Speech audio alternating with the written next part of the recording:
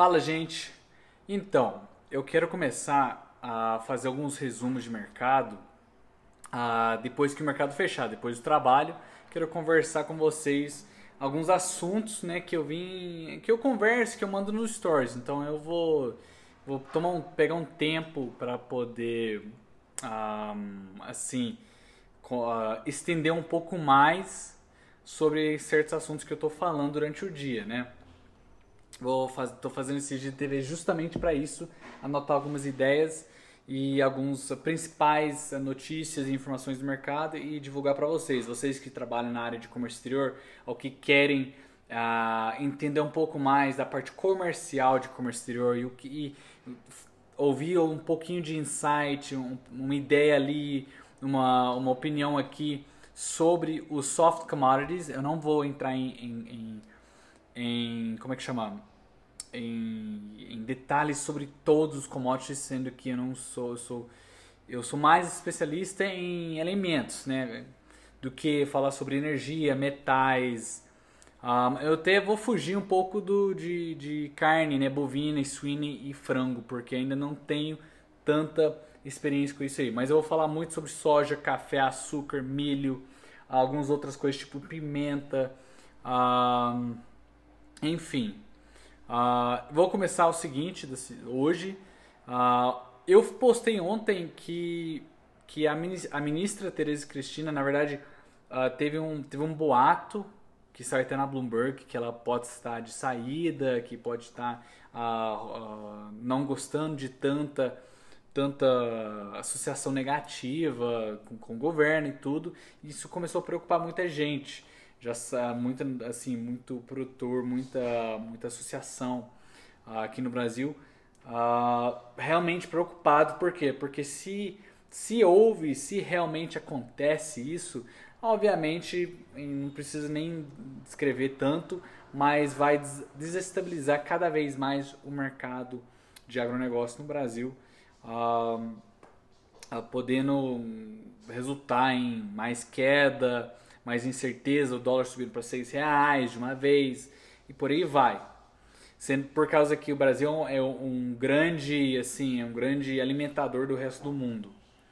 Então, não teve nada em relação disso hoje, até o contrário, a gente viu que a Tereza deu recado no Palácio da Alvorada, junto com o Baia Bolsonaro, sobre exportações no mês de abril, que era uma exportação recorde, e assim, que a gente está também em plantio recorde de alguns commodities, né, alguns alimentos, a matéria-prima.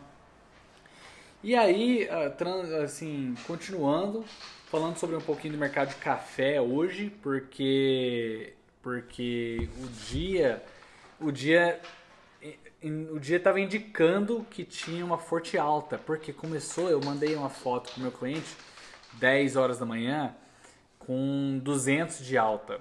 Entendeu? Isso já estava tipo de manhã dando 200 de alta, estava indicando que às vezes o mercado iria recuperar de alguma forma. Só que até a hora de almoço voltou no 0 a 0. Eu tinha levantado uma ideia de mercado no físico um pouco mais caro de manhã. Só que como não concretizou essa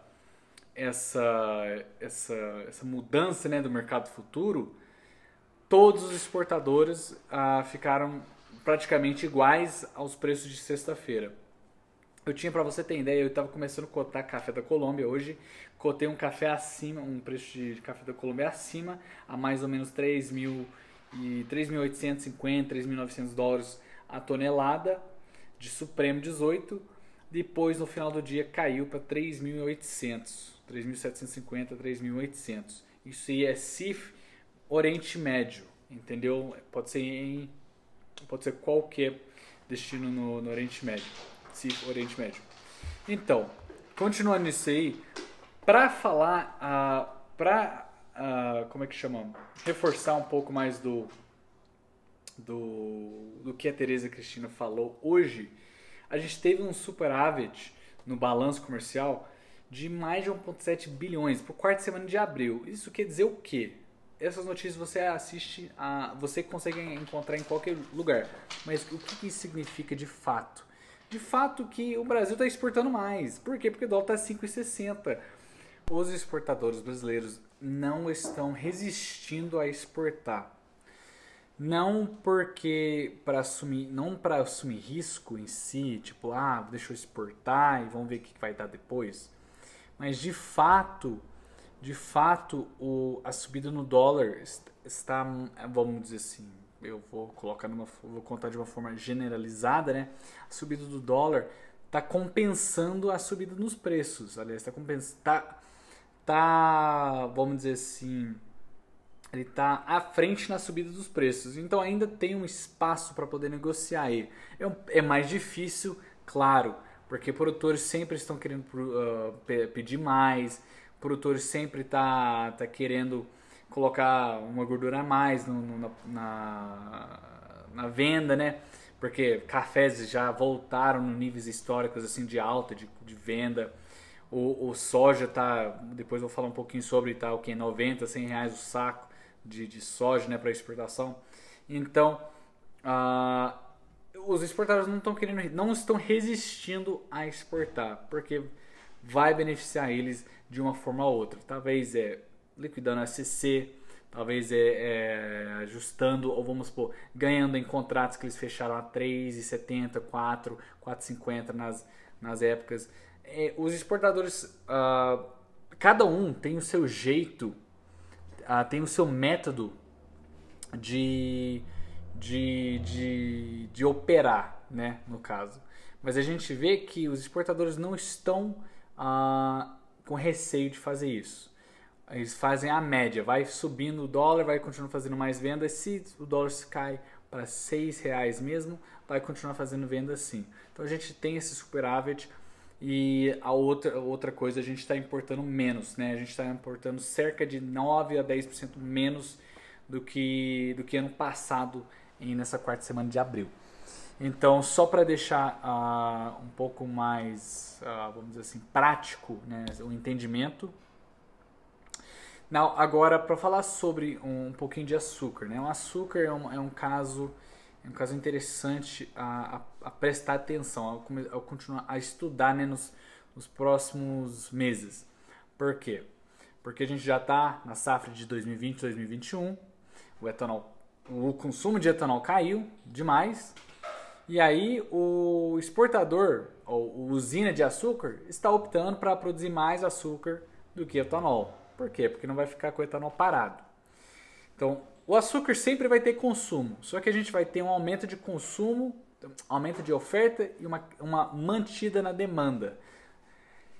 O comprador na parte da demanda pode até comprar um pouco mais, mas ele vai estocar mais por causa do preço, porque agora o preço caiu, o preço está favorável de açúcar, então o comprador pode falar assim, ao invés de comprar 5, ele compra 10 containers. Entendeu? Ao invés de comprar 30 containers, ele compra 60, estoca mais. Mas não necessariamente isso é bom para o Brasil, porque se o cara dobrou, triplicou a compra dele, ele vai ficar com estoque de uma reserva estendido a um preço muito bom, entendeu? Para o comprador. Então isso é tipo, hoje em dia, o cenário para importadores firmes de qualquer produto, alimento, é muito bom. Por causa que ele consegue comprar com menos dólar, né? Consegue comprar com menos, com menos dólar por causa do real que está muito enfraquecido, né, perante o dólar. Então, no açúcar, a gente também começou a sair algumas notícias sobre a produção, né? O deixa eu só ver aqui, o Brasil vai produzir 48% da toda a produção dele de açúcar, comparado ao ano passado, que era a última safra, que era 35%. E antes disso, o Brasil não era o maior produtor de açúcar, era a Índia. Depois dessa notícia, depois dessa decisão, o Brasil vai passar a ter mais de 41 milhões de toneladas de açúcar para oferecer. E isso vai deixar o Brasil como o primeiro produtor mundial, maior produtor mundial de açúcar novamente, que é a briga entre o Brasil e a Índia, né, pelo açúcar. Então, tá vindo falando sobre isso, né? Vamos passar para o milho. O milho hoje na Bolsa Futuros, né, do Bolsa de Chicago, não teve nenhum ganho também, nenhuma perca, né, significativa, igual o café. Só que no físico, em alguns lugares, começou a cair aos poucos, né, o preço do milho. E teve até outros lugares, tipo Cascavel, que até Paraná, que subiu um pouco. Mas isso era uma coisa que acabou cancelando a outra, é meio neutro. No final das contas, tá elas por elas. A gente está aqui com a China, né? Esse é um outro boato aqui que eu quero falar, que o China sinalizou uma compra de 20 milhões de toneladas de milho. Interessante. Por quê? Para poder, como é que é o negócio? Para poder colocar mais estoque de reserva.